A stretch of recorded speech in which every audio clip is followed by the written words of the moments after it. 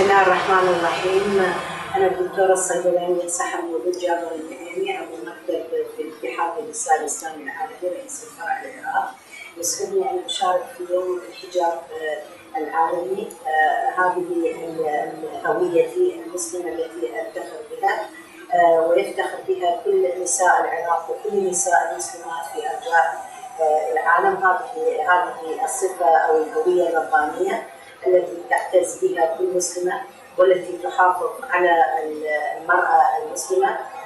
ونحن الآن في هذا اليوم نوجه دعوة لكل المسلمات المؤمنات أن يلتزمن بهذه الدعوة الربانية وهذا الأمر الرباني الذي من خلاله نعبر عن هويتنا كمسلمات، وأن نحافظ على تعاليم دين الحنيف وتعاليم نبينا محمد عليه الصلاة والسلام. فنقول نعم للحجاب، نعم للمرأة المسلمة المحجبة أينما تكون موجودة في كل أرجاء المعمورة. تحياتي وتحيات كل نساء العراق اللواتي هن الآن متمسكات بهذه الصفة والهوية المسلمة.